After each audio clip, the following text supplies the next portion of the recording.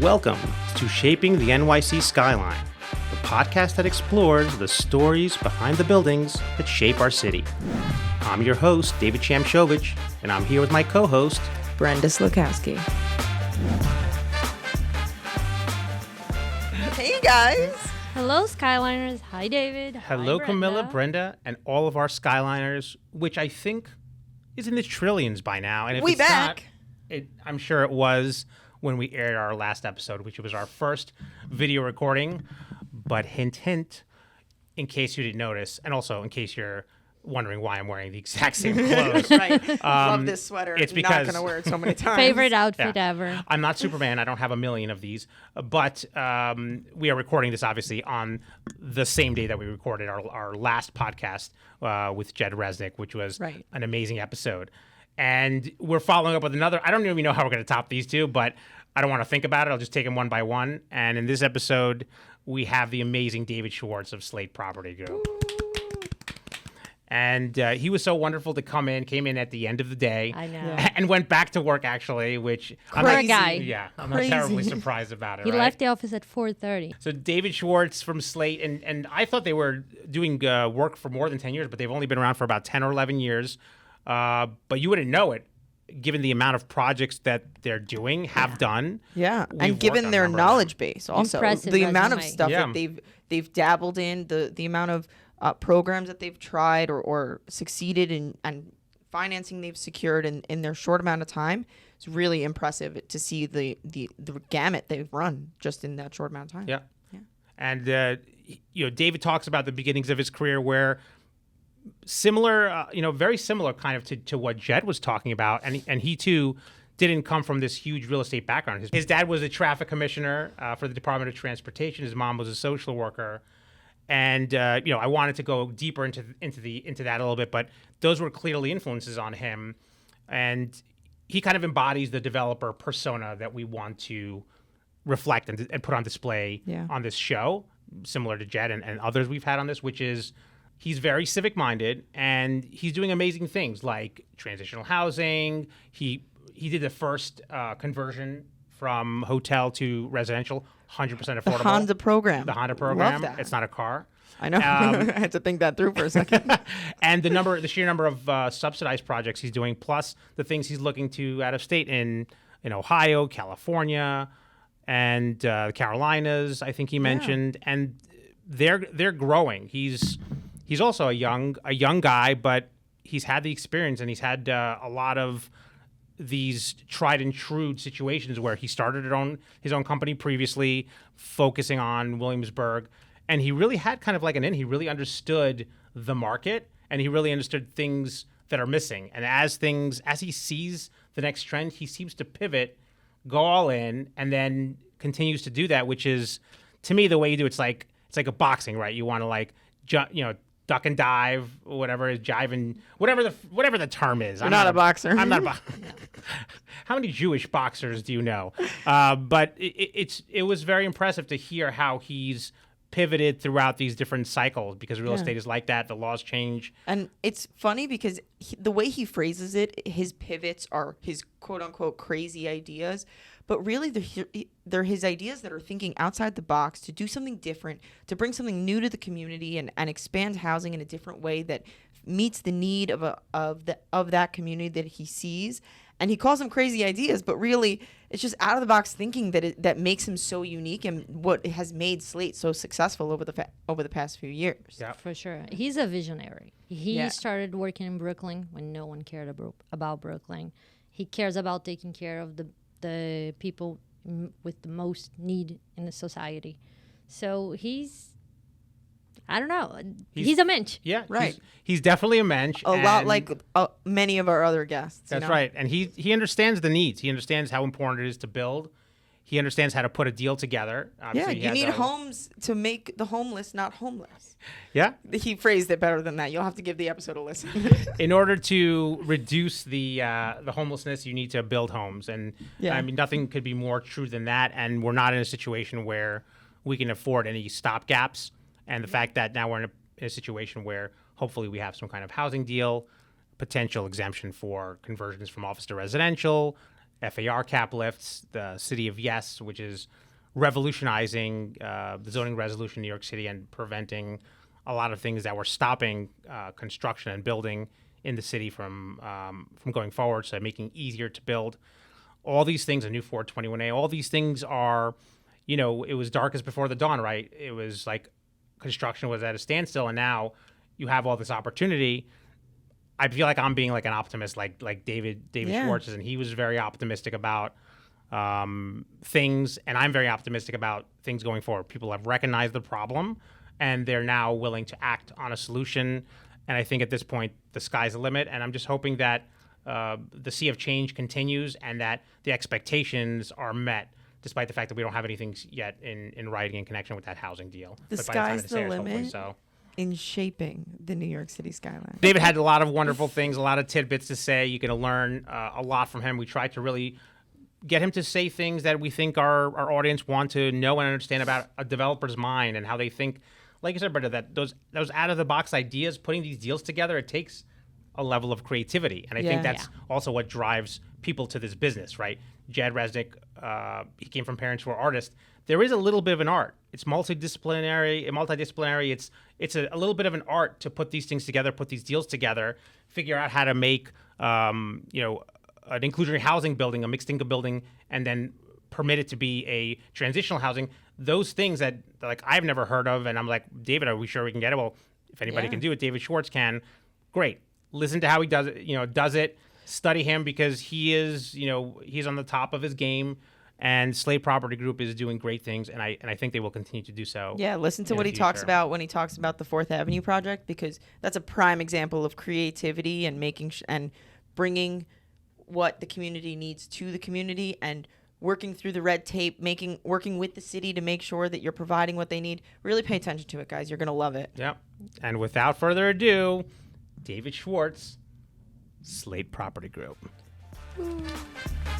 Hey, David. Hey, Camilla. How you guys doing today? Great. How are you guys doing? We're doing great. We're back in the studio. Back in the studio. We're actually making moves.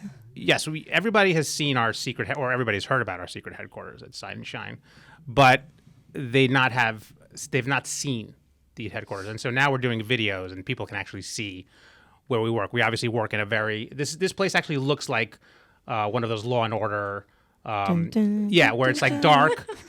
Our offices are so bright actually that we turned off all the lights and bought new lighting. You don't want to be reviewing a ground lease and missing any words in there, because every single word is extremely important. Amen. And so that's pretty much all I'm going to do in terms of talking about legal work, because this is not a legal podcast. But if you have questions about our legal work, please feel free to reach out to me at info@sideandshine.com. That's great. And that's in our notes as well. But what I want to concentrate on starting now until the end of the podcast is our guest. An amazing one we have. We have David Schwartz from Slate Property Group. Woo! Thank you.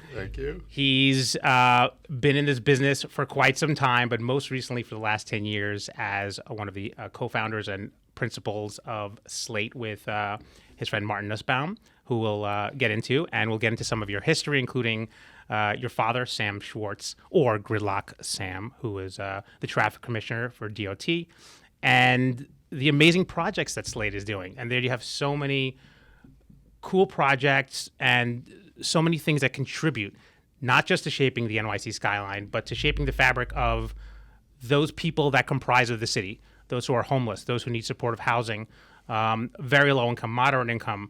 You guys run the gamut, and we're going to get into all of that. And I'd love to hear your perspective. I wanted to have you on this podcast forever. And I'll tell you what, like, you were probably the first person that popped up in my mind when I thought about the show.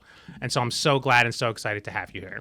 Well, thank you. I'm excited to be here. The first day in the new studio. So, I wanted to wait until you had the studio done so we could do a proper podcast. I didn't want to do something, second rate. So you needed the video. Oh, yeah. I mean, come on. We have to give the whole package. But, I'm excited to be here and, love to, we've done, a lot of stuff through many years with you guys, with Alvin and Jay and everyone here. So, a lot of the stuff that we've done together and collaborated for many years. So it's exciting to talk about this. Yeah. And actually, this is a good transition into how is it that you came to be acquainted with Jay and Alvin? And I understand, obviously, they were the names for many, many years and still are for housing incentives. But how did you specifically get to know them and this firm?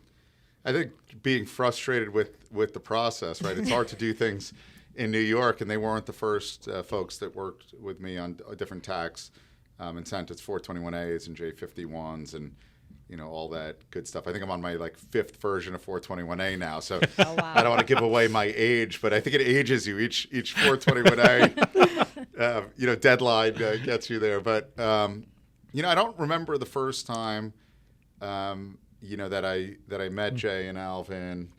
But we've been working together for so many years, inclusionary housing and this, and each time it comes out, you learn all the rules. And then they all change. And then they so change. everything I know. 5 minutes later. And guess what? Alvin tells me, Yeah. you're talking about 2015 rules. Those are irrelevant. So And then there are the 2024 Yeah. rules. I just heard about them from a friend of ours today. So I don't claim to be an expert on it yet, but I heard his perspective. So I'm looking forward to digging through and seeing what it actually means. Yeah, I mean, there's a lot of changes coming up, particularly with the zoning, the proposed amendments for the city of Yes, which are extensive and really revamp inclusionary housing into something much different than what it was. So the rules are definitely going to change. And as of today, of course, 421A, we don't know the ins and outs. We have I don't some know what you information. mean. I think you mean 485W or X. 45X. Four is I keep on calling it the T1000 because Sounds like a calculator. I was referring to the Terminator Part 2 Judgment Day, which is Oh. not That's coming very because specific. they've Not extended a the deadline. calculator. So one of the I read it. I read an interview that you had done, and one of the questions they asked you was, "What is your biggest regret?" And in that, you answered, "Not going into real estate earlier," and which I absolutely love, and that's why I wanted to start with that quote. Is where does that love and that passion for real estate, and particularly real estate development, and even more specific in New York City, come into play, which is one of the hardest places to develop real estate, in my opinion? So, I'm glad you asked that question. And it was funny, the other day, Corey Johnson called me and he saw my dad at an event. And he said my dad was talking to him about when I was a little kid, 3-4 years old, driving around Brooklyn. We grew up in Flatbush. And I was asking my dad, how much does this house cost? How much is that? Why does this house cost more than that house? We would drive in, a house in Park Slope that was smaller would cost less than a house where we grew up in Flatbush. Why? It would cost more, rather, for a smaller house would cost more than a bigger house. And we had backyards and more property. It didn't make any sense to me. And I just had this love of real estate, but somehow never connected the dots until later. And I wanted to be an investment banker because, it was like, I'd read Liar's Poker, and it was like the thing to do in the 90s in college. And it was a way to, make money and to do all these cool and exciting deals. And as soon as I started there, I realized it wasn't as cool as it looked. It's a lot of paperwork, long hours. It's good pay, but you eventually realize that's not your passion. It's not concrete enough, right? It's not something that you can touch.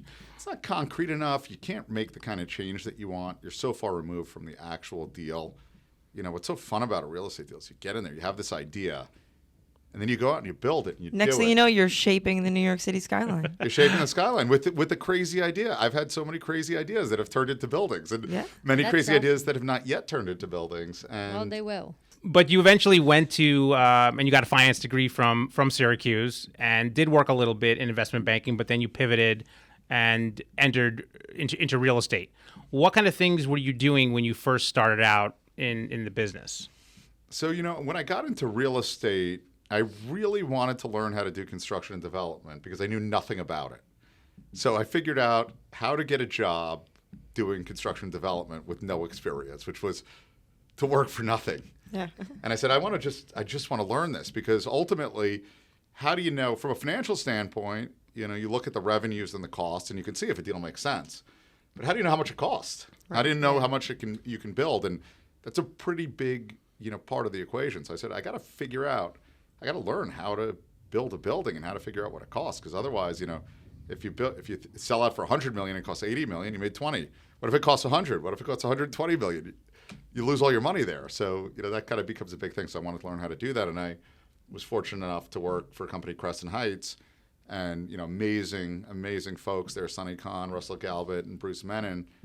And I learned so much. First time I ever went to California was my first day of work.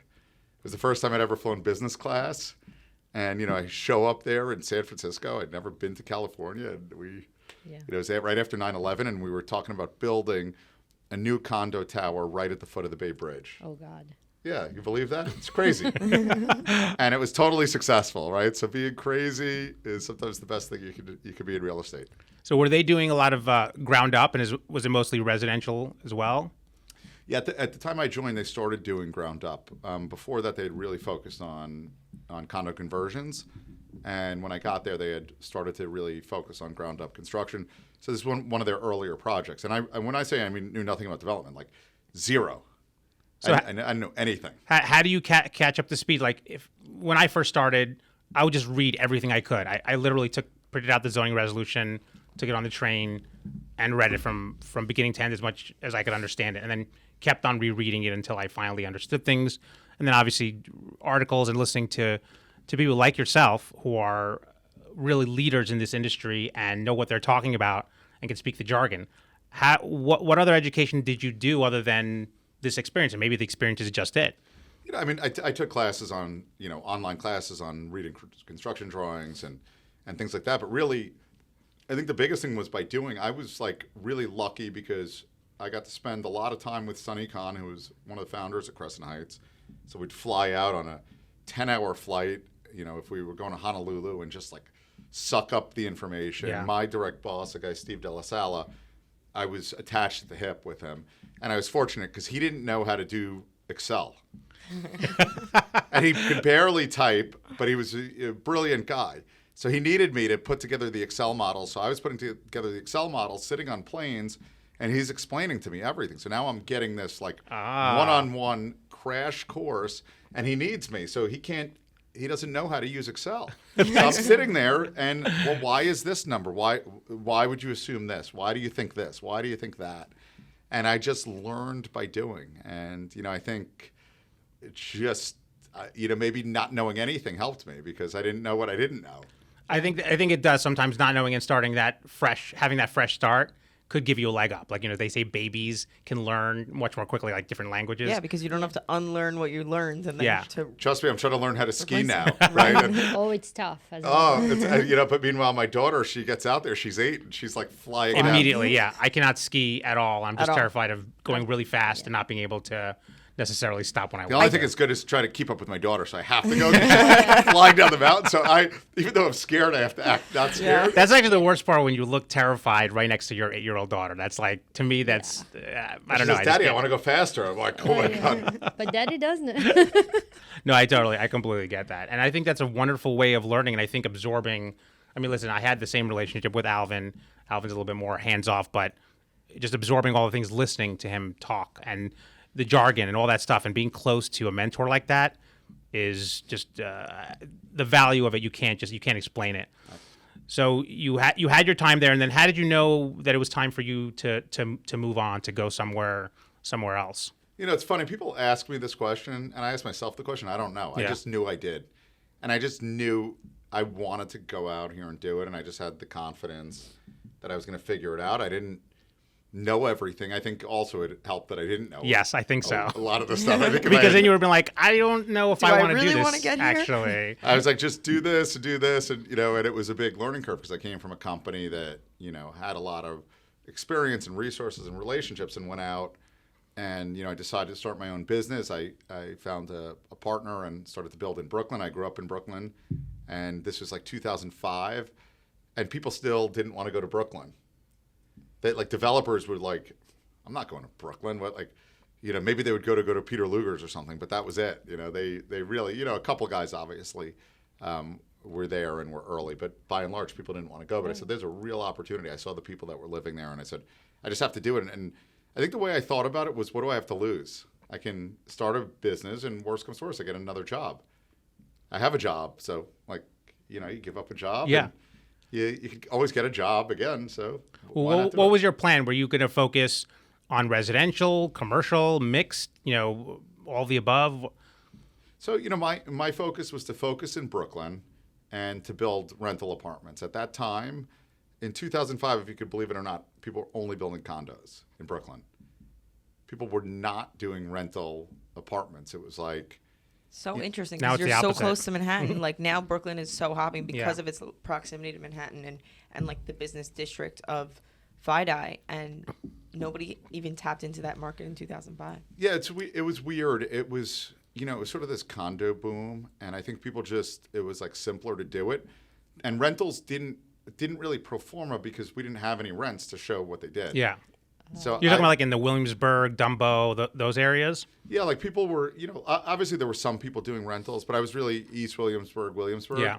And, there were some like loft conversions that were rentals and stuff, but mostly people were really doing condos. I think there were like 2 or 3 rental buildings. There was this one rental building on Wood Point Road in East Williamsburg. The guy did condos, but then he rented some of the condos. So basically the developer kept some.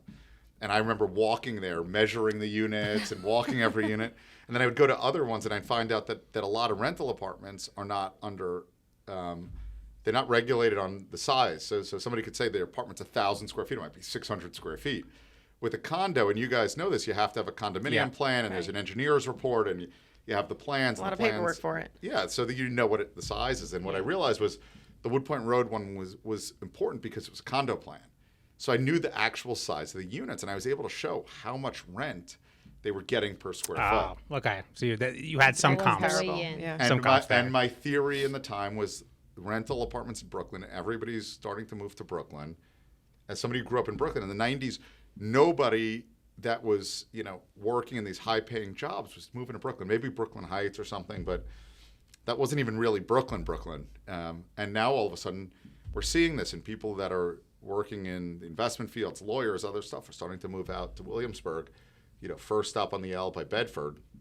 I said, well, the hard part's getting them to the first stop. Once they're at the first stop, they'll end up second stop, third stop, fourth stop. Right. Right. The idea of going Once from you're on the Manhattan, subway. Yeah. Yeah. But Williamsburg was also a little bit of a desert, right? I remember as a kid, they probably had like the Brooklyn Brewery was there. They had a Thai restaurant called C, and that's basically it. And yes, they had the L train, but otherwise, it wasn't any, maybe there were some of these kind of like warehouses where they did raves, but essentially it was all warehouses and there wasn't any infrastructure. Now you have an Apple Store, a Whole Foods, a Trader Joe's, and on and on and on, little boutiques, all this stuff. What came first? Like, did you just see the writing on the wall? Did you see retail start coming in and say, whoa, this is really going to be big? Because, right, it was big, and it was bigger than I think anybody had ever expected, right? You got Domino, you have Northside Piers, you have Elliot Spitzer's project, Naftali's project. That whole waterfront area is packed of these beautiful high-rises, Max high-rise on India Street, just the biggest of the biggest. How did you kind of see that writing at that time? It's funny, in 2005 and 6, even in my most optimistic scenarios when I was pitching investors, it wasn't even as good as what actually happened. Right? Exactly. Like, even, people would say you're crazy to say that this is going to be like whatever I said it was going to be at the time, but it turned out to be even bigger and better. But really, I think, retail follows the people, right? So I saw that the people, the tastemakers, these, creatives and artists, and all of the people that have continuously made neighborhoods cool and interesting. Like the diverse. East Village, right? Back in the East day. Village and Soho and Tribeca and all those places that became super cool were because people went out there and tried stuff. So it's just that energy. People are coming from all over the world.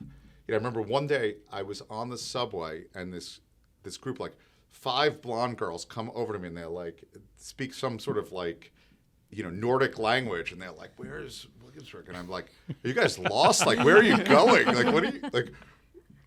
Are you sure that's where you want to go?" And they said, "Yeah, that's the coolest place." And I was like, "My God, this is crazy! Like, people are coming from like Sweden to go. They are. Come to Williamsburg With the This ferry is- service now also, you have that ferry that comes right across, from Well, 34th. nowadays it's not surprising, but back in 2006, Yeah. right. So we started to see people with all these cool and crazy ideas, and artists and people were doing music and doing things that nowadays are normal, but back then were, just totally out there. And but I saw the change, and I would talk to the people, and I'd see the people. I'd go to the newsstands. I'd see where people took the subway. Where did people get off? I'd take the subway. I'd go out there sometimes at 7:30 in the morning and take the subway to Manhattan at 8 o'clock, 8:15. And then I'd take the subway at 5:30. I wanted to see who was going back and forth, who's living there and coming back. And it was like you would see things. It was amazing. Like investors would come and they'd say, well, I want to go see the neighborhood at like 2 p.m. on a Tuesday. I said, what's that going to tell you about anything? Right. Like, Yeah. like who's there at It's 2 empty. p.m. on a Everyone's Tuesday? working. Yeah, you want to look at like a 5:30 or 5 o'clock on a I had an Thursday. investor. He was determined, and the only time he would come was 9 a.m. on a Sunday. So we go out there 9 a.m. on a Sunday.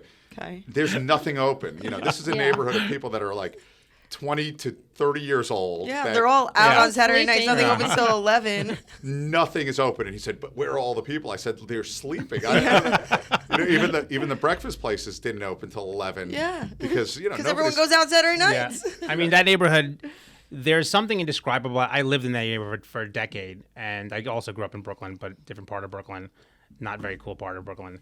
There was just this energy. You're right. There's something, I can't explain it. You go in that neighborhood, and it just feels really cool. I don't know why it is. And it's a little bit different than the Soho, NoHo, East Village vibe, but it's similar. That art, that loft feeling, that kind of grungy, but cool. There's something about it. I think you're right on the mark. And you know, real estate is partly financial, but a lot of it is like this kind of feel of things happening, right? It's not always data driven.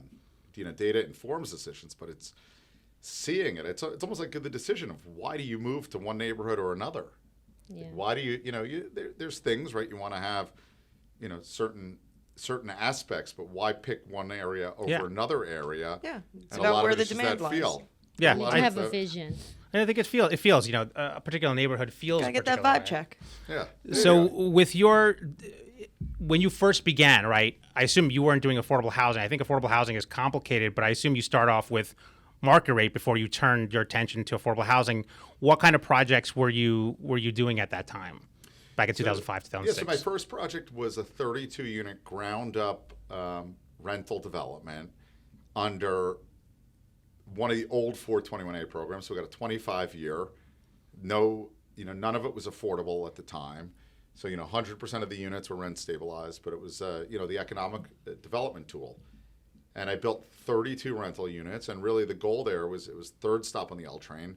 And I said, can we create 2 bedrooms that are convertibles to 3, 1 bedrooms that are convertible to 2, and recreate sort of the way we had, lived in college. And at the time, I had 2 roommates in a convertible place. Yeah. Mm-hmm. Right. So I was living with 2 other roommates in a converted apartment in Manhattan. And I said, why not just build this in Brooklyn and do the same kind of thing? And now, I was probably 26 or 27 at the time. And I said, there's a lot of the 22-year-olds that would, move out here. And I was really focusing on what's the price per person.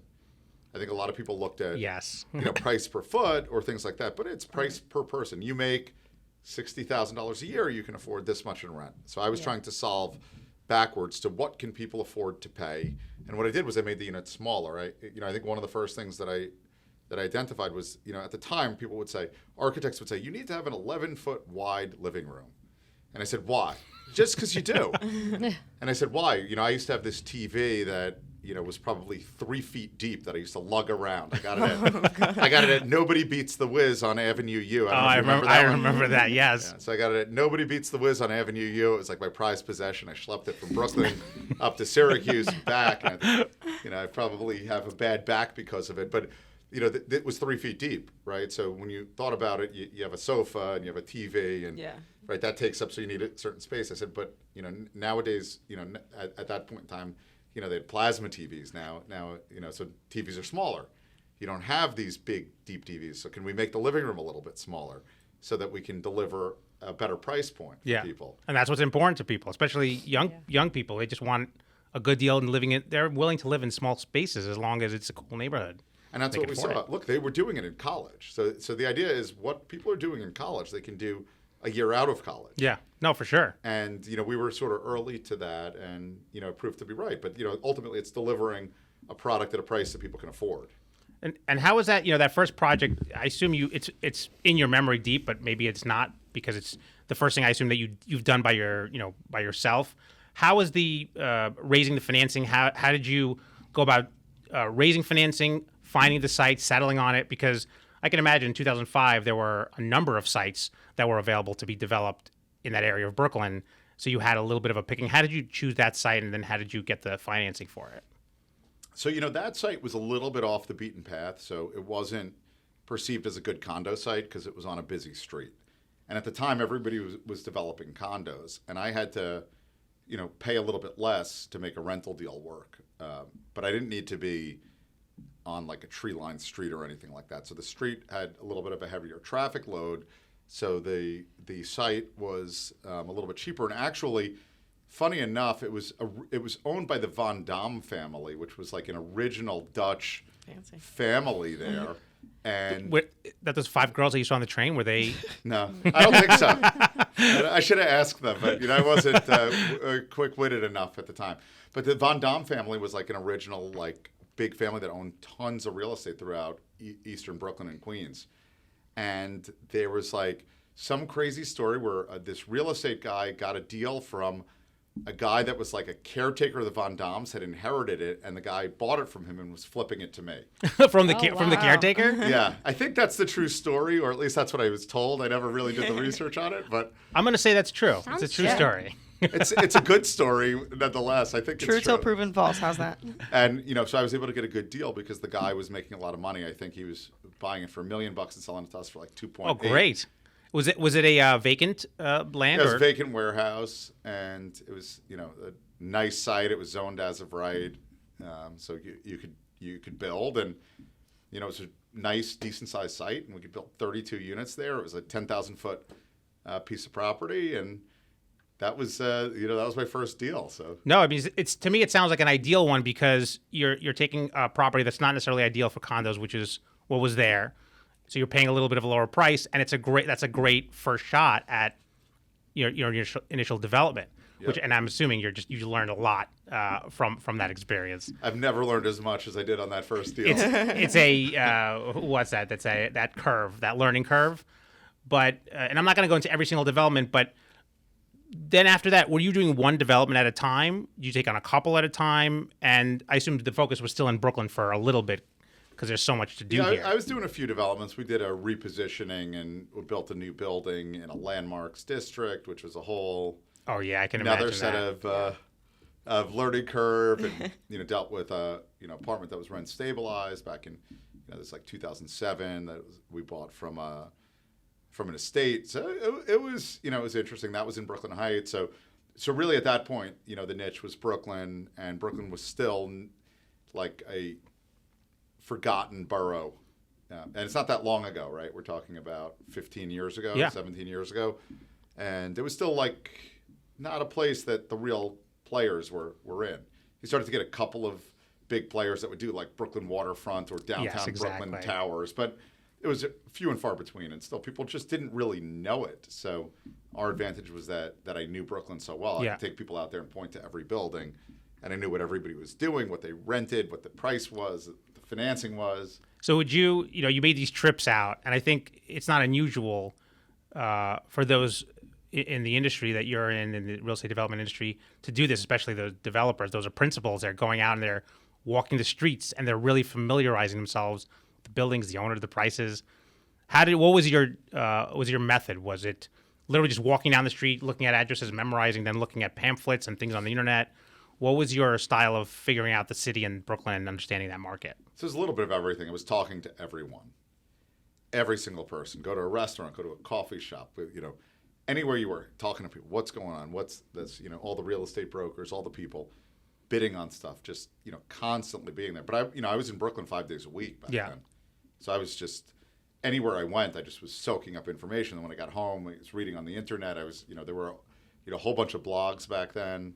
I think the Real Deal maybe it hadn't even started yet, but you had Curbed and Brownstoner and all these things. So it was just like sucking up as much information as I could and talking to every single person I could. Because real estate is one of those areas where there's constant change, right? Like with the 428 program, now they're changing the zoning resolution. It's constantly in flux. There's constantly periods of time, good and bad. And so it's never the same. Like you're developing that property back, 15 years ago is not the same as what you're doing now, even if you try to duplicate it. Yeah, look, I couldn't be now who I was then. Well, you're coming to the table with much more knowledge than you were back then. Yeah, hopefully. But then I had a lot of specific neighborhood knowledge, right? Yeah. Now I don't, now again, we're kind of doing things a little bit different. Then I was the guy that was on the streets every day, all day, walking down the streets, walking every building that came, pretending to be a buyer or a renter in every single condo project. Eventually the brokers realized who I was. They're like, you don't have to. They're catching on. You don't have to pretend you're buying. Like, you just come in. Just come in and say hello. You have to be like you come in like a mustache. But he's like, weren't you just here? No, that was somebody else. I don't know. I have a familiar that face. was some other I have guy. a twin brother somewhere. No, I mean, eventually, I assume that you've learned enough that you don't need to continue down that track. And at some point, you met Martin Nussbaum, and the two of you got together and formed Slate. Can you just give us a little bit of an understanding of how that happened and how you guys started the company? Yeah, so Martin and I met probably in the early 2000s. And, we just kind of hit it off from the beginning. He was working for a family office, and I was working for Crescent Heights. And I was really focused on ground-up development. He was doing a lot more investment management, asset management. So we sort of looked at the world differently. But, even at that time, we said, hey, we should, let's go out and do something together. And it sounds like you guys kind of had like this puzzle piece relationship where he had one aspect of knowledge and you had the other, and like marrying the two really worked out beneficially. Yeah, and it's funny how like first impressions kind of go so far. It's still to this day I think works out. We're very much a yin and yang. We look at the world differently, but complementary, and it works out really well. And it's just we sort of saw eye to eye from the beginning. We got along really well personally, and we started to look at deals that even when I was doing stuff in Brooklyn in 2007 and 2008, we were trying to figure out ways for Martin and I to work together. But, we underwrote deals realistically. So we didn't do any deals in 2007 or 2008, thank yes. God. Yeah. Right? and it was really frustrating at the time because I had to do deals to make money, but they just didn't work, and I couldn't do deals that I didn't feel confident about. So we just, we're trying to make the deals work, and sellers are not selling it for what we want because they're saying somebody else will pay more, and it was really frustrating. So ultimately, we worked together at a previous company, and we had always talked about doing this, and the timing was right to go out and start Slate, and we just when we did it, we just were gung ho about it and knew that it was going to be something amazing, and frankly. I'm still sometimes amazed with, where we've gotten to and how we continue to evolve. But it's so much fun. I think the biggest thing is, we have so much fun every day, even the days we're not having fun. We're having fun.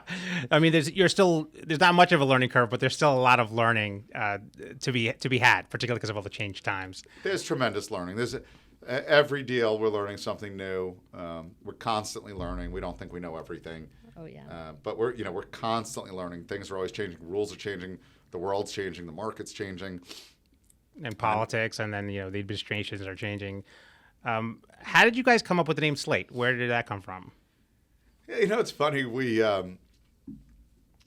we sort of was toying around with all these different names, and, everybody had these, black stones, black rocks, this rock, that rock. And Slate we liked because it was like a clean slate and a new beginning, and it's also a building material.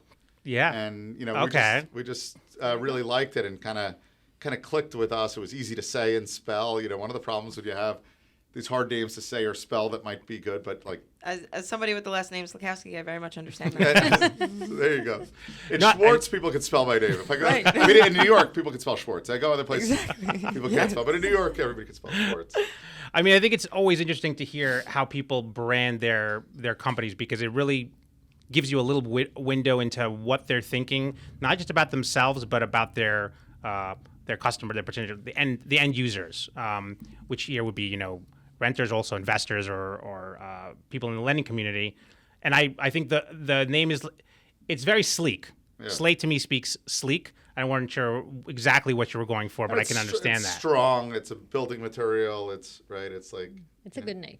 It's almost, to me, it seems like 10 years, that it feels like you guys have been around for much longer than that. And you guys have only been around for 10 years. Yeah, for me too. I guess maybe almost 11, but yeah, something like that. Yeah, it feels like longer to me too. So I can't, it's hard to even think about when it wasn't.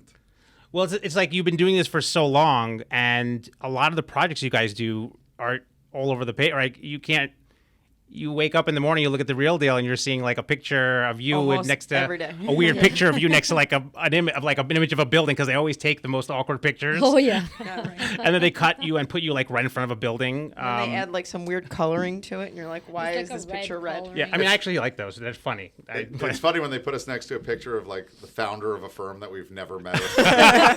Like they put us together. Well, they'll do like a rundown where they're like, they don't have enough information to do like a separate article, but they'll be like, here are the 5 biggest deals, and they'll put you like next to, is that what you're like, that kind of thing? Yeah, or like if we close a deal with like, Goldman Sachs, they put like, the CEO of Goldman Sachs, something like that. That's not here. It's like as if like we're sitting in a room making a deal, like he has no idea who we Shaking are. hands. Well, that's how people have to present it, right? Like, law and order is not how we practice law, but that's how people like to present it so that we look, cool and more interesting than we are. I mean, if the CEO of Goldman wants to call me and talk about a deal like that, I'd be totally cool with that. So You're not denying that you're not open to it, but like I mean, I'm sure he's listening. Right. So, Aren't Goldman and Schwartz neighbors? Yeah. What was your first project at Slate, and how did you guys determine? To me, I would think if I start a company, and I asked you this previously, but this is something new that you and Martin did. This is like going to set the tone for this company and the company that's like going to take you into the next stratosphere, which it has. What was that first push of the button?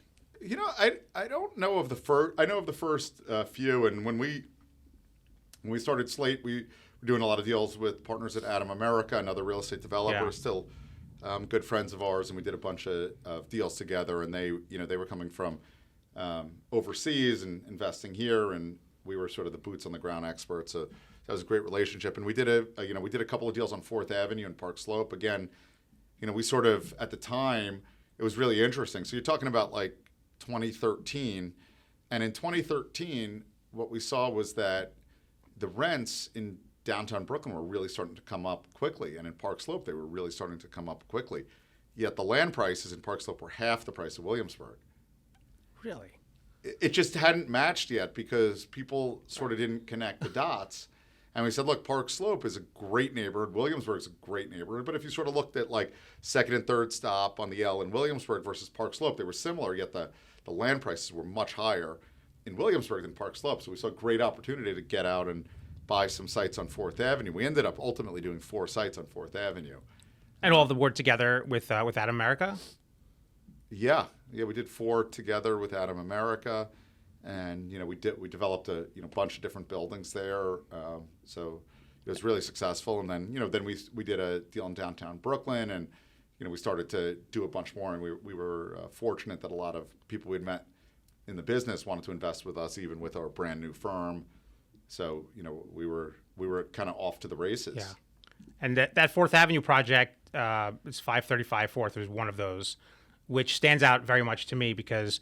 We worked on our firm worked on the inclusionary housing for that, but more importantly, then it did a shift, and it did something that I had not seen done previously, that I wasn't even sure could be done, and all I kept on hearing was that David Schwartz can get it done. Really, and it's basically just inclusionary plus having this homeless shelter for. And I guess you could talk a little bit about it, but women and families that are in need, and it is run by women in need. And it was a very interesting deal because inclusionary housing requires you to distribute the units in a particular way throughout the building. And in order to get this done, which is obviously a very good cause and one that the city wanted to support, you couldn't have those inclusionary units distributed that way. But the city you made a deal where they gave you an exception to that for this very good reason. Maybe you could talk about how all this came about. How did you? Yeah. Was this your first homeless shelter? Also, maybe you just want to talk about a little bit about the ins and outs of that deal. Yeah. So I'm glad to talk about that one. That was an exciting deal and an interesting deal. And I think I always lead with. I mean, look, I'm criticized for being the eternal optimist, but you have to be. There's nothing wrong with that. I don't have a problem with it. Other people do, not me. I love it. But I said. Let's start from a place of what should be and not, let's not let the rules get in the way of what's good and what's important here.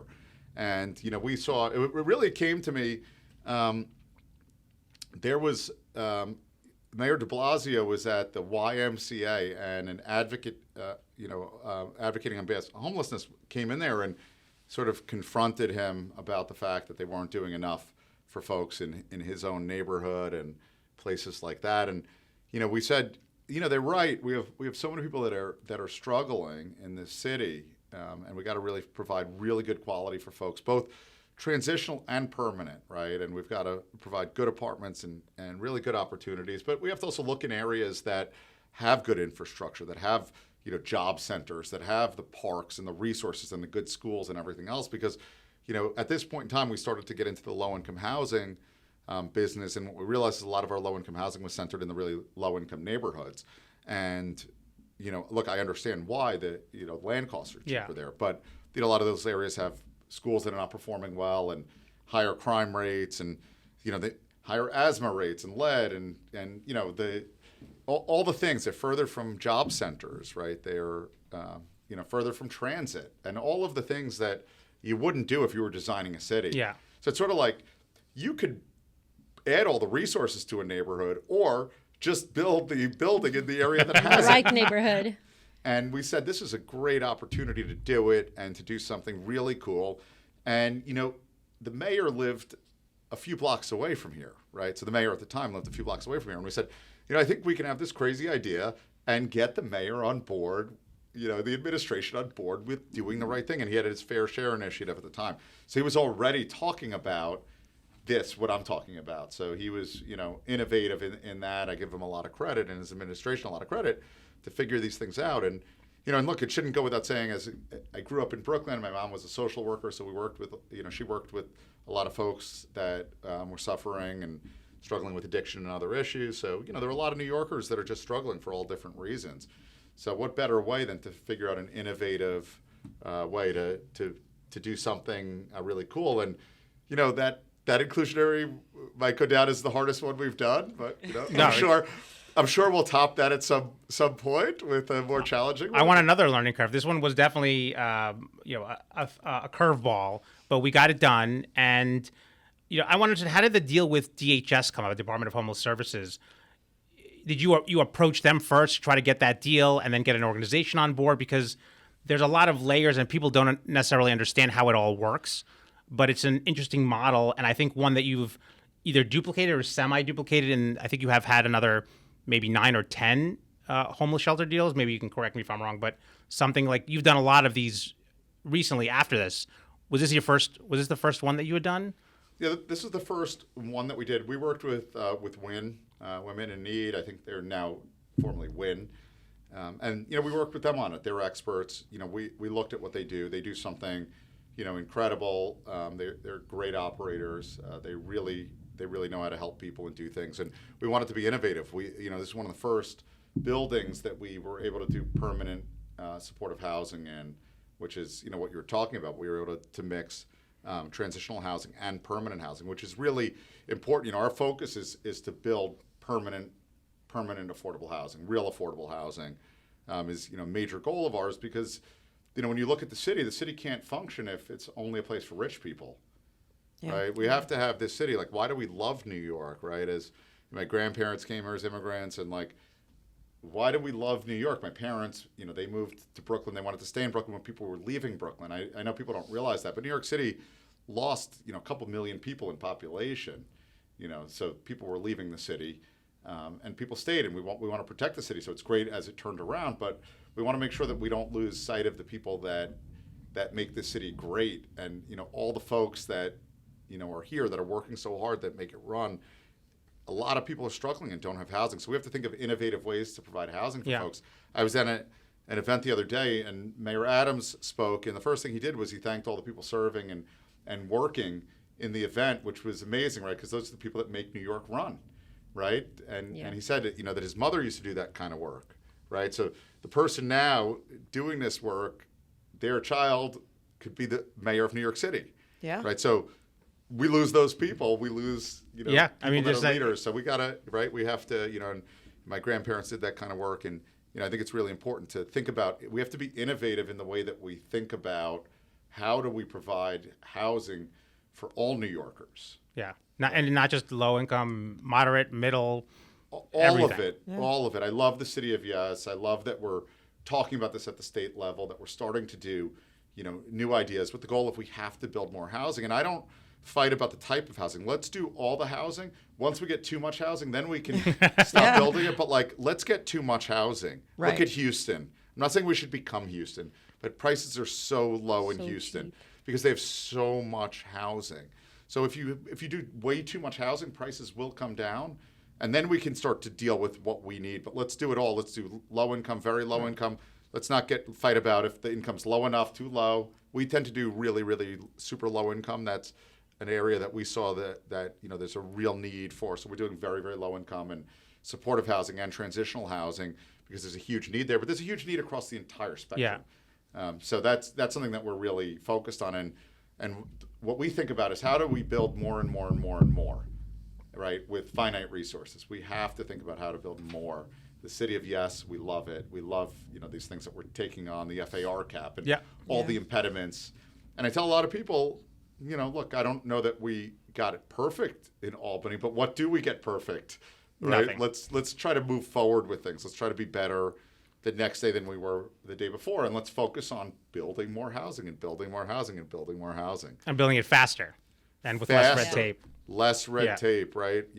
And we're hearing Streamline about the it. What I love is process. we're hearing about it. I just heard on the Ezra Klein show today, podcast, they were talking about how red tape gets there. And I think the general public doesn't understand that red tape gets in the way. And frankly, a lot of the folks in the agencies, they agree with us, but they don't they don't have the resources to fix it. And they're enforcing the rules and they're working with what they have, and they're not empowered to just say go. One of the great things that we've done that's not exciting to people is that this administration is focused on getting people into affordable apartments quicker.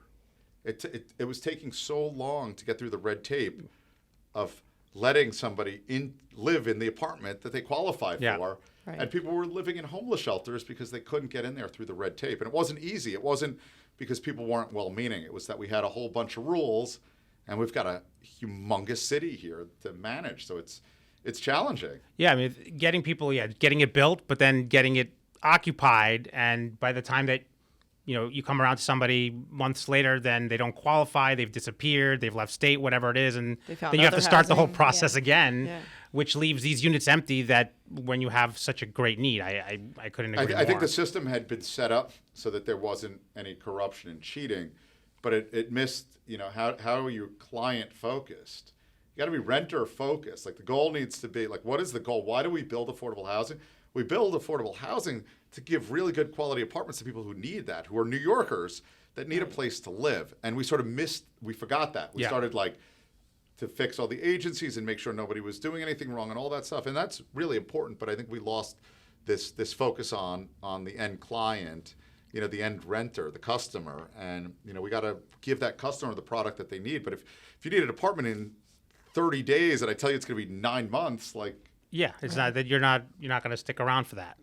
Yeah, it doesn't work for you because it doesn't work in the market rate world. It should be no more cumbersome to rent an affordable apartment than to rent a market rate apartment. That's certainly where we want to get to. And I think, the Adams administration is doing a lot, and I think the Hochul administration is doing a lot in terms of pushing that forward. I think that's a lot of the stuff of the city of yes and figuring out how do we, cut red tape. And it can't be done overnight. So I think it's great the work that our agencies are all doing. And, we have really great and motivated people trying to get really hard work done. Yeah. And it's amazing. And it takes time to get there. So I'm seeing the movement. I don't know if everybody else is yet, but I'm really seeing the movement on stuff. And I think, your point about inclusionary housing is one of those.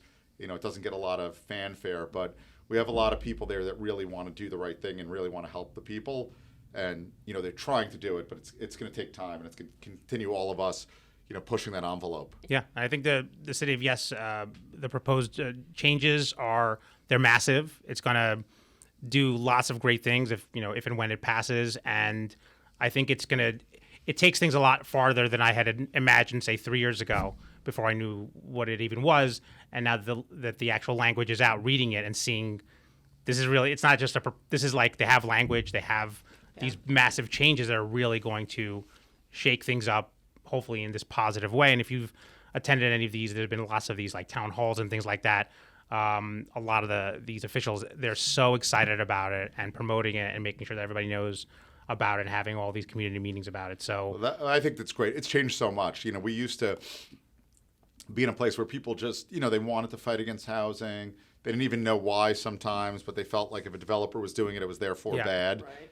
And, our joke was always we'd present a 100% affordable housing project, and they'd say we want 200% of the units affordable. So no matter what we did, it wasn't going to be good. That might not be a joke, because I think every time I go to a community board hearing, it doesn't matter what percentage I say of affordability, they're always upping it by some amount. Look, I love the spirited nature of New Yorkers. I love the passion that people have. I have no problem with people that want to fight for their communities. Ultimately, I think, we want to present projects that are good. And I think, I think there are developers that have not been great actors, and so I think there is a healthy level of skepticism. Yeah. But we've been really happy to work with all these partners. But I think it's great now that we're starting to see people across the whole level. We've got the mayor and the governor have been great on it. The speaker of the council has been great at it. We see that the state, the Senate and the Assembly, we're starting to see borough presidents, really get behind it. A lot of council members. I think it's great. I think we're just starting this, and we're really changing this narrative in cities across the country, because this is not just a New York problem. This is a national. Yeah. It is. I mean, this is an epidemic nationally. We talk to folks, Raleigh and Nashville. They're having huge problems with affordability and homelessness. That's not surprising, but guess where else is? Syracuse is, and Cleveland is. And so the high growth markets, low growth markets, we don't have enough housing units nationally. We just don't. And we also don't have enough housing units for working people and lower income people, right? We keep building units for only the high end of the market around the country. So we're not building enough units, and we're also certainly not building units that people can afford. Yeah. I mean, I think the problem is definitely not unique to New York, but we do have unique problems in New York because of the rules that we have. As you would say in California, Texas, same thing, right? Their rules, but New York particularly, and that's what the city of Yes is trying to take. Yeah, I think back. New York's better than California, and I think we're ahead of the curve. I mean, not that that's a high bar, but in terms of building housing, I think we are better. I think the city of Yes is great to get ahead of it. I think we have an advantage of like one city, one set of rules. Yeah. You get into some of these other places, and we call it like LA a city, and it's like 50 municipalities. Right. Yeah. So that's tough. Yeah. So not to discount what our colleagues have to go through there. It's really hard. I think it's amazing what they're looking at in the city of Yes. I think, right, it's like the idea is like, let's get things done. Let's get things done faster. You hit on a great point. Faster is so important. You have somebody that needs an apartment now that might be, homeless or sleeping on a relative's couch, right? They need this thing quick. They need Yeah. it quick so they can then get a job or go to school, have a place to do work, right? Whatever housing is like everything to humanity. To all of us. Yeah. I mean, you can't really deal with like wages without housing. Like, right, wages are kind of irrelevant no matter how much you make. If your housing cost is too much, like it doesn't really matter. So it's like housing is the foundation. I don't know if you ever read Matthew Desmond's book Evicted.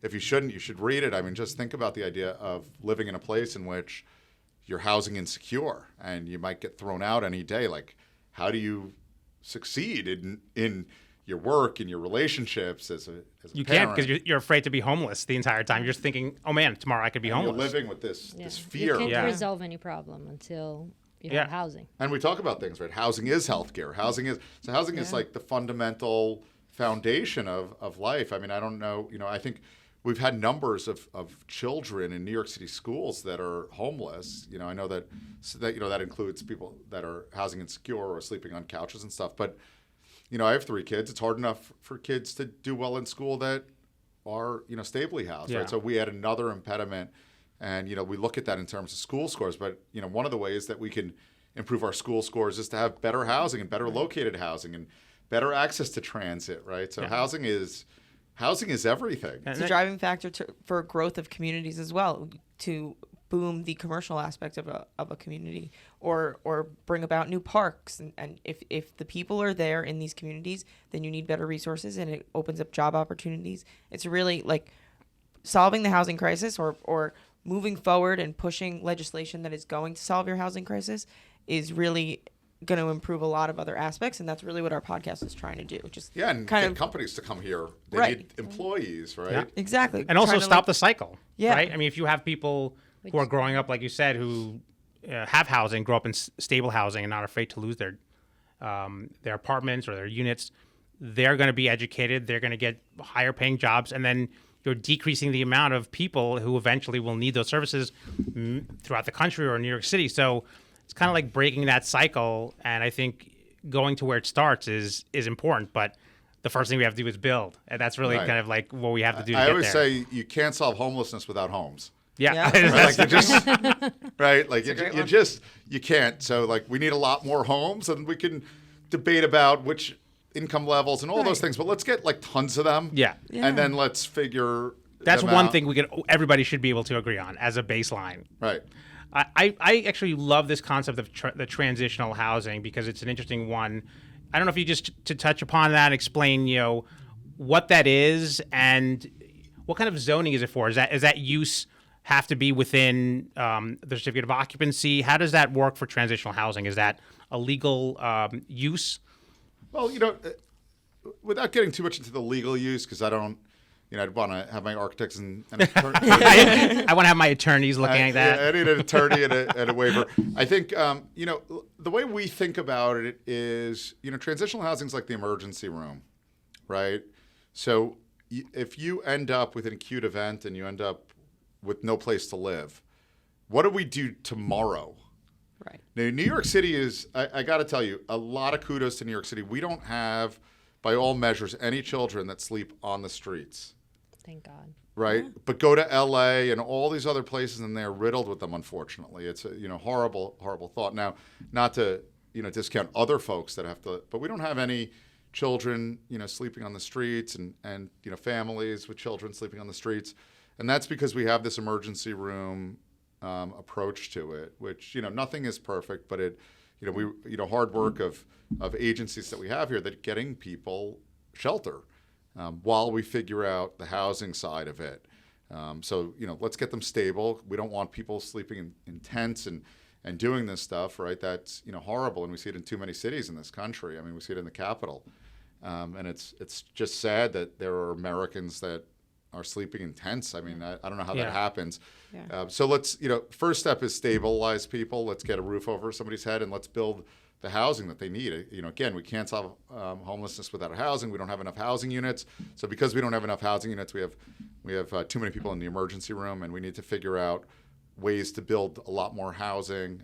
Look, we need a goal for all of the folks that are in this transitional housing, the permanent housing. We need, a way to finance and build that. I think ultimately we need the federal government to do a lot more for housing around this country.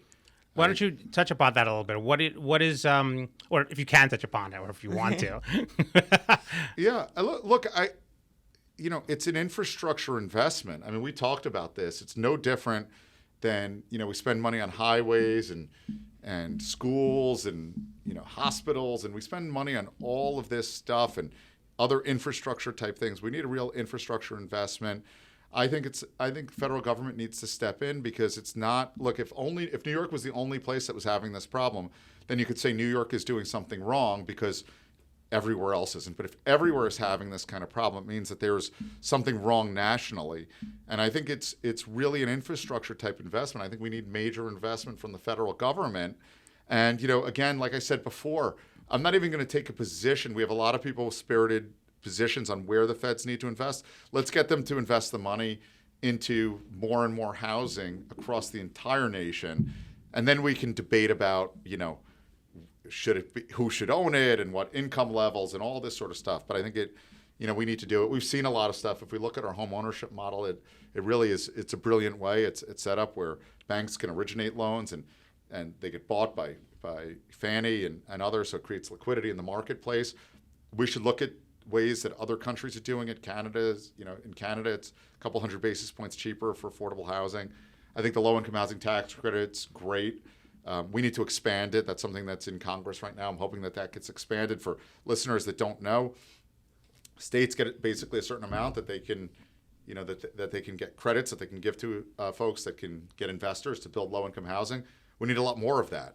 But we also need more outside of that. So I think we need a lot of money to build a lot more housing, and the source of that money, is most likely from the federal government. New York's spending a tremendous amount of money on it, which is great. It's it's amazing, but we just don't have enough money here to do it. Yeah, I think that's the problem, and not only that, in different agencies, whether they be state, city, federal, bonds, private equity that the developers bring in or investors bring in. There's so many different sources. It becomes so complicated, particularly in the capital stack of an affordable deal, which you've been through many times. How do you put something like that together? It just, to me, it boggles my mind how these things get pieced together and what financing works best for your deal. Why can't there be just one source of it versus all these different layers that are put on top? Yeah, look, I think someday, hopefully, there is, right? It's complicated. We have this system. It's really difficult to build affordable housing. I give a lot of credit to all the folks that do it, both as developers, but also all the folks in the agencies and others that work really hard. Here we've got, some great city and state agencies, HPD and HDC, as well as HCR, HFA, and even, DHS in the city. But, we have a lot of great and talented people. And it's because we don't have enough money. So we're having to cobble together and creating these systems. We don't have enough money to do it. And I think you're right. Like if we had a lot more money and we made it simpler, we would build a lot more. It's very competitive too to get those funds. Yeah, it's really competitive because the demand is through the roof, and it's hard to get the money because everybody needs it and wants to build it. We're really excited. We just closed the first Honda deal, the hotel conversion. Honda's Housing Our Neighborhoods with Dignity Act. And we did that without using tax credits. So that's the cool part of it. Wow. Everybody talks about the hotel conversion, which is a cool part, but we did two really cool things. We did a hotel conversion to 100% affordable housing. And why is a hotel conversion important? It's what you said before, David. It's fast. We're doing it in like 60% of the time. So we can move people in there. This is permanent housing for folks, permanent affordable housing. It's going to be owned by our partner nonprofit, Riseborough, who does, excellent work, and they've been a great partner, and they're going to own and operate the building, and we're just serving as a developer there, so it's a good model where you get real nonprofit ownership, 100% affordable forever, so 100% affordable forever, right? So I think that's pretty good, and we're able to do it more quickly because we had that existing building, so we don't have to put a foundation in. The structure is there. So that was great, but then the second piece is we were able to work with 4 different agencies, 3 city and 1 state, to figure out how to do it without tax credits. And that was really cool. We did a new tax-exempt bond, but it was a 501c3 bond with HDC, and we had subsidy, and we had a rental contract, and we had subsidy from the city and the state. And we worked really well with all the different agencies. And we had we just really have some great leadership. And again, coming from the top, from the mayor and the governor and the speaker, it was really amazing how we put a lot of people together to do something that people said was crazy. Well, this has been around, but nobody's really taken that plunge, but you guys. We're the first ones who did it, and I'm happy we are. I think that's one of the roles we want in the industry is to really be innovators. We hope everybody else is doing these Honda deals and doing this because we're not worried that there's not enough affordable people for us. We want to build as many units. We want everybody else to build as many units to deal with this issue. So how does the Honda, what kind of incentive? I assume you get a tax exemption by providing a certain level of affordability, which obviously it's 100%. But there's an existing hotel right there, right? So there's taxes on that. Are those taxes abated during the period of the conversion? How does that work? So this ends up being nonprofit ownership, so the taxes get abated immediately. So we get a tax abatement because, again, folks there are very low income. So their rent alone wouldn't cover the existing taxes. Yeah. So we're getting a tax abatement, which is, again, a city and state mechanism that, promotes affordable housing, which is, a great incentive, as well as capital, and then some rent for people that are really low income. And then there's some service components. So Riseborough is helping folks with a whole host of different services. And they do some amazing stuff with fresh food and, green stuff and, job training. And, it's a tremendous organization. I think we're, one of the things we have in New York that some other cities don't is we have this great group of nonprofit folks that really do some amazing work and are so talented and dedicated. And some other cities don't have that. We were talking to folks out west, and they were saying, one of the problems is that they don't have the people that are so talented to provide these services that want to dedicate their life to this. And I think again, as a child of a social worker, I'm a little bit biased. Clearly. But it makes sense, right? This supportive housing concept which I didn't know didn't translate to other states. But we were talking, I believe we were talking to Richard Roberts, who does a lot of these low-income housing tax credit deals. And supportive housing is an amazing animal, right? Because a lot of these people who are homeless or who are low income, not everybody, but there are a good chunk of them that have these issues that they can't just live in a place without these services. They need them because not only do they need them, but their neighbors do, because you don't want to move somebody in who needs those services into a building with affordable market rate or both, and then that becomes problematic. So I think it's an amazing service that these people are doing. I mean, look, Richard's spot on, not surprisingly. I've learned a lot from Richard through the years. He's been a great friend, and we're lucky to have him in the industry, by the way, because he's good at getting that message across and telling people. So, and he's right. And, we're hopeful that we continue. We're starting to have conversations with other places because they're saying, we're lost with it. And you're right. It's really complicated because it's housing and a service component for some folks, right? And we need to start to evolve and to start to think about it. It's not just housing. You can't solve homelessness without housing. But housing alone doesn't solve all the problems. Yeah, right. So that gets complicated. It's helping people, meeting people where they're at, helping people get back on their feet, helping people with, the whole host of things that can happen. And how do you help people succeed, right? And you need the right people working there that do that work. And I got to tell you, it's hard work and it's not high paying job. So I give honestly, a lot of kudos to those folks that do it. Yeah, I mean, and like I said, the meeting, what you said really resonates because meeting them where they're at, if you know people who have mental health, and a lot of people are very hesitant to go to a psychiatrist or psychologist or someone else who can help them.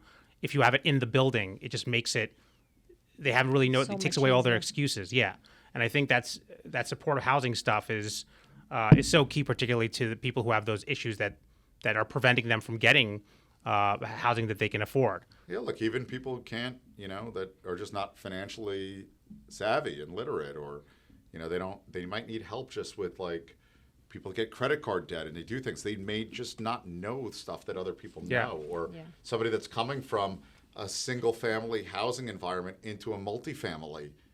You have people above you and below you and next to you, like, just being a good neighbor and being able to have the conversation versus like sending them a legal notice that they're in violation of their lease, right? So having somebody there that says, David, your neighbors, you can't, tap dance at 1 a.m, Yeah, I mean, it's you're living in a very packed city with very low vacancy rates, and you want to try to be a good neighbor.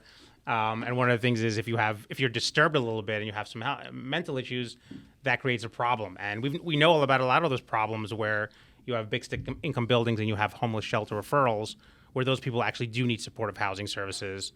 Somehow they've slipped through the cracks and they end up in these buildings, and they end up a lot of times terrorizing either criminally or just nuisance wise. So I think that work is extremely important. And would you say that the bulk of stuff that you guys are working on now is this homeless shelter stuff, the supportive transitional housing, the affordable housing, and you're steering away a little bit from the market rate, or are those just the opportunities that seem to be arising? I don't know that we're steering away from the market rate, but rather really focusing on the highest need. We just see that this work is just, there's more and more people every day that need this, and it's harder and harder to build it. Costs went up so much, interest rates went up so much, and it really hurt affordable housing production. Yeah. It hurt market rate production also, but affordable housing, it sort of hit us both ways because our tax credits were worth less, and our interest was more, and our operating expenses were more. So maybe it hit us at least 3 different ways. So it became more and more challenging, and we like the challenge, and we're passionate. I love New York City. I've lived here my entire life. I will live here my entire life. My wife and I never want to move anywhere else, and we love the city, and we want the city to be a place for everyone. New York is better when it's a place for everyone, and that's the biggest need, and I think that's the way that I can shape the city. The New York City Skyline? The New York City Skyline, right? That's a good name.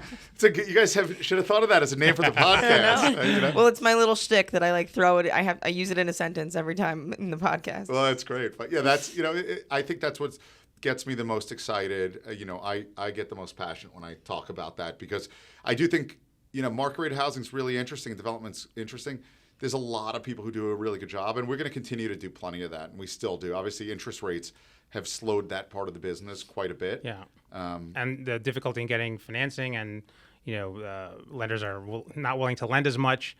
We've been big lenders in that space also. So that's actually another point that I wanted to. How did you get into that space? Because I see a lot of developers that are, I don't know if you want to call it dipping their toe in, but and I saw that and I was interested in how did that come about? How do you turn to this lending business and figure, hey, I'm gonna start lending money too, which is which a lot of developers seem to be doing now as well.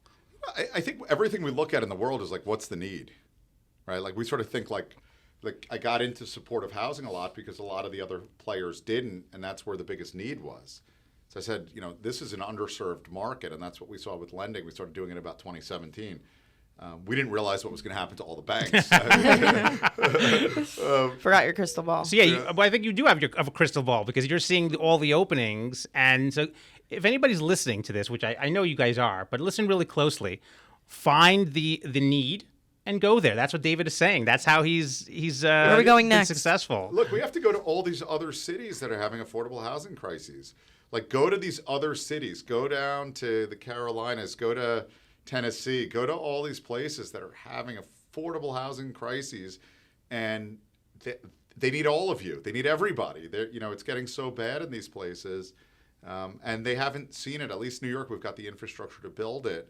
A lot of these other places really don't even have that infrastructure yet. So, go look at it and build all housing, build mixed income stuff. Just build housing, build baby build. Yeah, and that's what we need everywhere.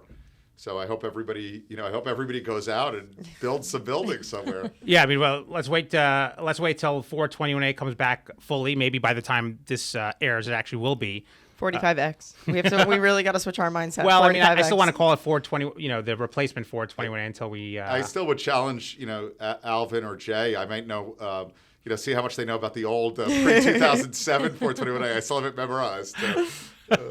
I mean, it's funny how like those things, the little nuances, even I get confused because there's not so many of that old program. So it's kind of like the Old Testament and the New Testament. It's like the New Testament is kind of old also. So I don't know how we're going to be referring to it, but as much as you can share without getting too political, and we don't know the specifics, what is your feeling about 421A, the trade-offs that are coming out of Albany that they're saying is going to happen, which is more than likely a 5-year extension, a program that somewhat is similar to what we had previously in exchange for this, what everybody's calling good cause eviction, I call universal rent stabilization, which doesn't seem as bad as I had thought of it because of the 10% mark.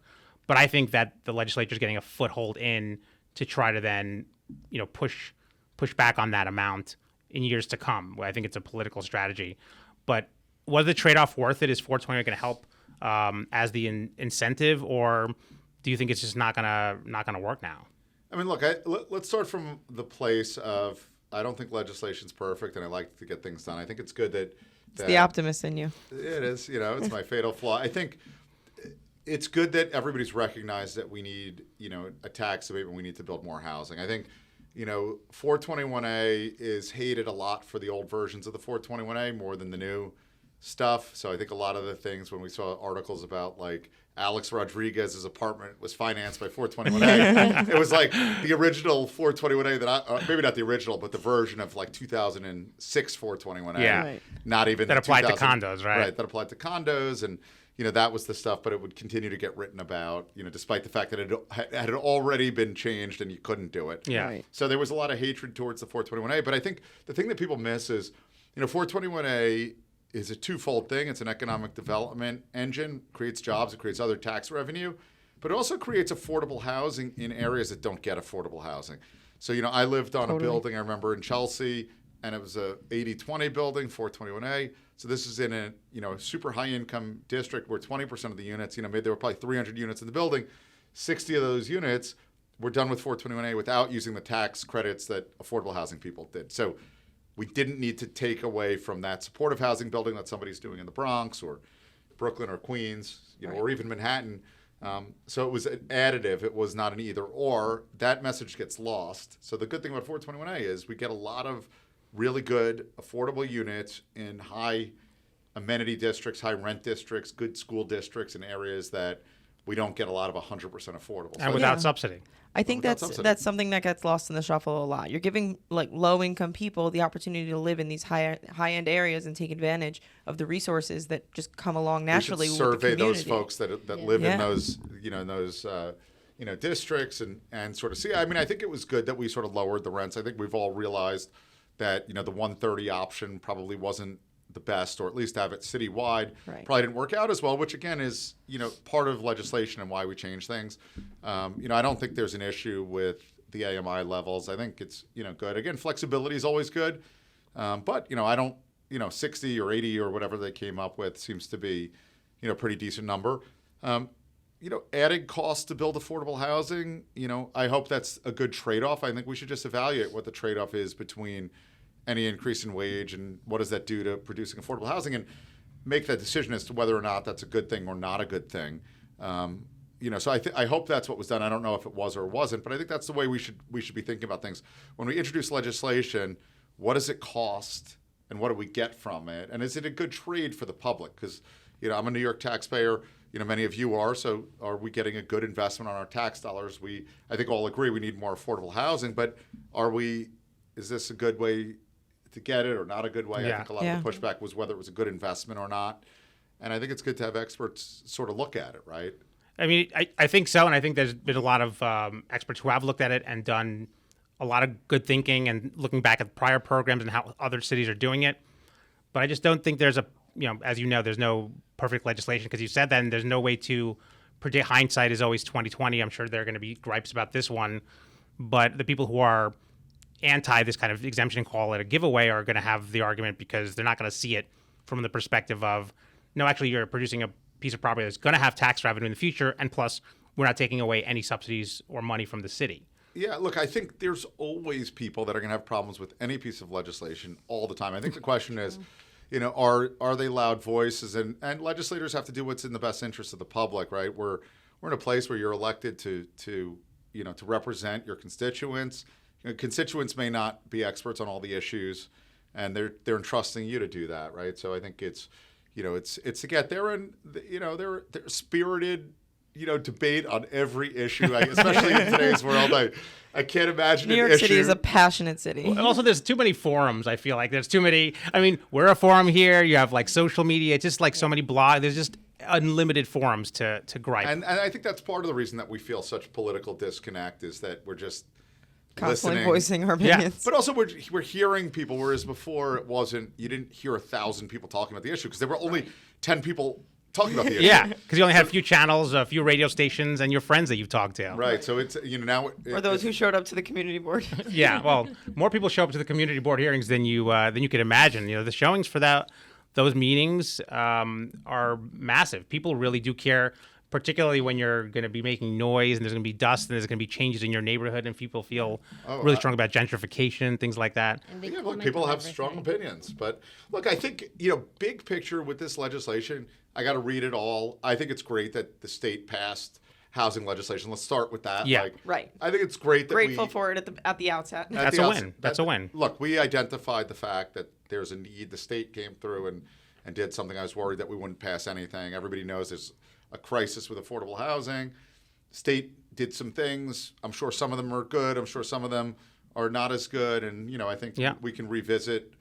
When we actually see the language and what they exactly pass, as opposed to relying on rumors because we're excited about figuring out what happened. Right. That's why I don't want to opine on it much until I really understand it. Yeah, and it's an entirety, too, because there might be certain pieces that we don't love. But if the whole gets us to a better place, I think that's kind of the goal, because ultimately the goal is like, what does the whole do, even if pieces of it are not ideal. And there's a lot of stakeholders, right? There's we're big. The whole city is a stakeholder. The economy of the city is and the whole state, right? Yeah. And the whole state, and people have a lot of different opinions. So you're trying to pass legislation that impacts the entire state. Yeah. So when people tell me when I go into politics, no way. I mean that's No, thank you. that does not sound like something I would want to do. So I feel like you'd be actually pretty good at it. Maybe I'm just, I can see you brokering those kinds of deals, those conversations. It's deal making. It's trade-offs. Yeah, it is. I don't think it's something that I would do, but I give a lot of credit to the folks that do it. We spend a lot of time talking to elected officials and others about affordable housing and how to do it. So I think we do really have some, unfortunately in our world, we don't really see the folks that get things done a lot. We see the folks that Don't. Yeah, the ones that are loud and making a lot of noise. Obstinate. That's who you're seeing. Yeah, so those are the ones that we see. And I think, when people are really frustrated with the elected officials, they're seeing a very small minority that takes up 95% of the airtime. Yeah, but those are the ones that are yelling loud. So that's, like you said, you have these different forms, and those are the ones you're hearing. So if you're not hearing too much of the opposite, you maybe not be as optimistic as you are. Yeah, look, that's a challenge. I also think, we're in a moment in time. The world is complicated. The world's always complicated, but it always ebbs and flows. And wherever we are right now at this point in time is not where we'll be in a few years from now. I remember when the first 421A was expiring, I felt like, that's it. What am I going to do? The world is ending. I need to pivot, find a new job. You're like, what am I going to do? Yeah. Do I have to go It's back like to your girlfriend broke up with you, and you're like, I'll never be with anyone again. Yeah, that's right. It was that feeling. It was like my first heartbreak. And I was thinking, like, oh, my God, if there's no 421A, like... How do I build? What do I do? What do I do? And the world's going to end. And somebody told me, they were like, look, something will happen. Something will come.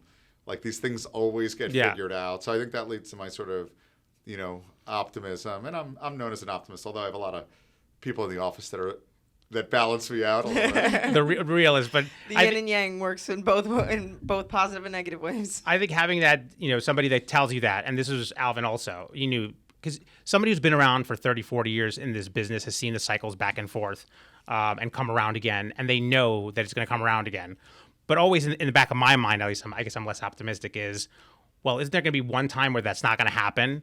Right, like everybody's like, well, the sun will rise tomorrow. The sun will rise tomorrow, but what happens if that meteor that killed the dinosaurs comes? Then the sun, so it's like one of those like disastrous situations. You know what? If it happens, it happens. You're not going to stop it anyway. No, so that's the lawyer in your brain worrying about the worst case scenario. I thought it was just my Judaic anxiety. Could also be that.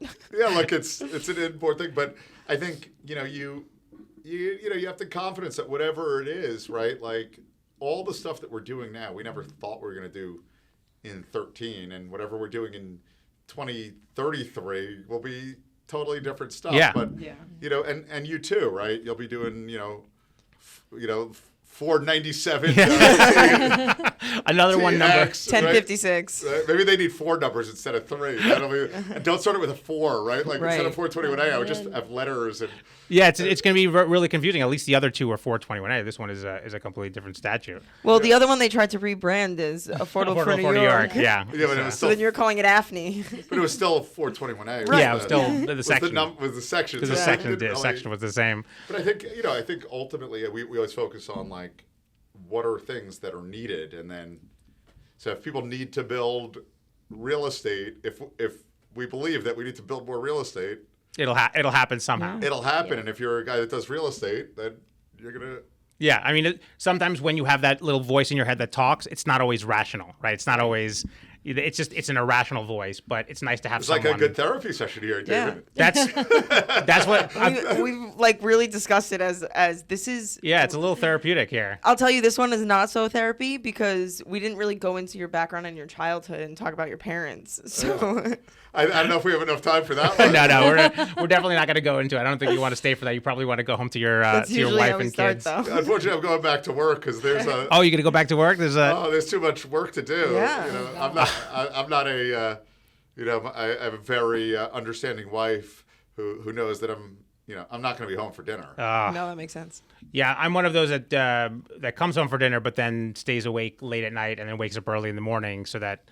I could try to balance, at least seeing my little, because my kids are little. So when they're little, your kids are already a little bit older, right? Yeah, I've got 13, 11, and 8. So they'll still be up usually when I get home. Yeah. So. And they generally don't even want to pay attention to you, right? Is that what happens? That's what I hear. Yeah, you're not as cool. My 8-year-old, I think, thinks I'm maybe still a little bit cool, but the other two. Yeah, once they're tweens, right? That's what they call them, tweens. It comes back around, I promise. Yeah. Yeah. Well, she's After I, they're I, like I don't have 20. kids, but as the oldest child, between Your parents are really cool now? right between Oh, yeah. the ages of like 12 and 18, I was like, oh, get away from me. But then like it comes back, I promise. Yeah, I so think I'm it- enjoying as much time as I can with my 8-year-old right now because Right. she's still Yeah. doing some great. And My cool. mom usually say that it's between 10 and 22. yeah. I think You that's have like that's right. It's an iffy period. Okay, fair. I think that's 100% right. But we won't keep you for long because you do have to go to work. But if you have an idea of where Slate is going in the future, you don't have to tell me about future projects, but where do you see the company heading if you see a direction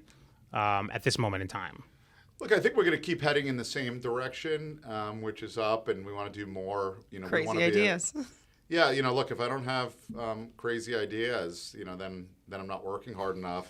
I think some of our crazy ideas now are we're looking to do some stuff in Ohio. I think Cleveland is ripe for stuff, so we're working on some development out there, and I think that's fun and crazy. We're looking at doing some stuff in the Carolinas. So we're continuing You're to going invest. nationwide. Yeah. Yeah, I want to be where I can fly back and forth in a day if I need to. But I think that's really interesting. We're starting to look upstate, up in Syracuse. I went to school up there, so we're looking at some projects there. So we're starting to look at other places. But again, we're not leaving New York. I think a lot of people Right. write these stories like we're leaving New York. We're not. We're growing. You're here We're to doing stay. more. We're still so committed to working in New York, and we're going to keep working in New York forever. And we're going to keep building, and we love New York. And we think, frankly, a lot of the press that we've read about New York's great. I grew up in New York. I grew up in Brooklyn. A little bit older than you in the 80s. New York's not like that. New York is such a great place. So if anybody's listening is not in New York and they're scared by headlines that they read, come visit. You can't get a restaurant reservation. It's amazing. New York is You get punched on the subway. That's what her fear right now is. I have a real the anxiety subway about getting puncher. on the subway. Let me tell you, I took the subway here. I'll take the subway home. I grew up in the 80s when you did get punched on the subway. Yeah. You don't get punched on the subway anymore. Fine. I heard a stat yesterday that we have 4.1 million rides and 6 felonies a day. Okay. Oh, wow, that's pretty- I like those odds. That's I was pretty low. talking to somebody in Houston. They were like, we have 100 people that ride the subway and 10 felonies. Or fast transit. I don't know if they have a subway. Because the only people that take the subway there are criminals. Yeah. apparently. But New York is still one of the safest big cities. It is nowhere near where we Right. are. So I don't want people to believe the hype. And it's a great city. We want to keep contributing to this city. It's something that my parents instilled in me. My dad worked for the city for years. So I was a social worker. So we want to continue to give back and continue to support this city. And we love it. So I think it'll be really fun to come back and talk to you guys about what we're up to in the Yeah. future. We Maybe it would doesn't love need to be that. 10 years. we but would love. No, I can't absolutely wait to love see that. what you guys do And- next. We'll talk about it soon. We're super excited, and we've had lots of people that you've worked with, like Ari Gang, who did a lot of design work for some of your buildings.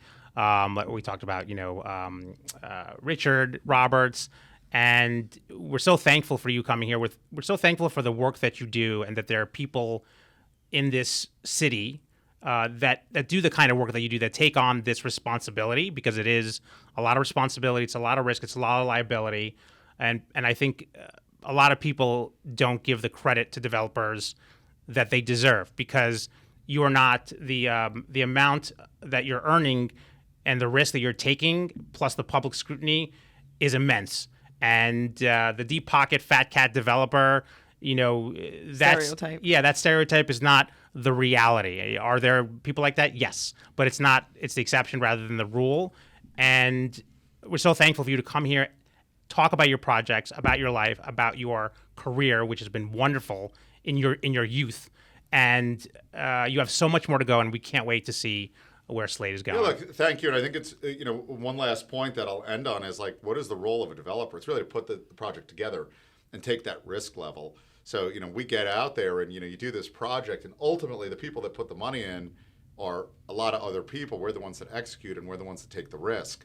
So you want to get a building built. I think there's people that developers just want to charge more and, whatnot. But, developers are the one putting the project together, and you get good developers and bad developers, just like any industry. Right. You get good doctors, bad doctors, good lawyers, bad lawyers, all this sort of stuff, good restaurants, bad restaurants. And, our goal is to put a project together and make it work. But I think people can't price the risk to it. And that's the problem. Developers have to take a lot of risk. And when it works out, it's really, could be financially rewarding, but what is the value of that risk? And we've seen people that have had to file bankruptcy and do these kinds of things. So there is some risk level to it. I don't think people see it, but ultimately at the end of the day, whether you like developers or not, if we want to build more housing, we need developers. You want to build more buildings, and you want to build anything. And I always tell people they hate developers. Where do they live? They live in a building built by a developer. So it's okay to hate us, but they're you need us. Hate us because you ain't us. Yeah, I mean, I think the work is so important, and you're right. You need developers to build. It's a necessary component. We should just want, we can want developers that do the right thing, and developers that care and build the right product, and get paid fairly and don't get paid too much. But those are reasonable things. But to say we don't want any more developers is kind of silly. That's like saying we don't want any more homes. So if people say that, I just can't take them seriously. And we agree. And we've heard a lot of other people say the same, which is it's a non-starter. If you're saying we don't want building it, you need it, and there's no way around it. That's just the way of life, and that's how you have to live in this world. Yeah. Well, great. This is a lot of fun with you guys. So thank you for coming in. We had a ton of fun. Thank you really so much. I'm glad to break in the new studio. It looks great. Yeah. No, we appreciate it. Tell your friends. Thank you. Well, everyone, that's our show. Thanks so much for listening. And of course, don't forget to subscribe. Also, don't forget to leave comments, because we love to hear from our audience, right, Brenda? Yeah, feel free to reach out at info@sideandshine.com or visit our website at sideandshine.com. We really look forward to hearing from you. You could also reach out to David and Brenda at dshamshovich@sideandshine.com and Bieslakowski at sideandshine.com. Those are lengthy last names. You can just find us on our website. That's right.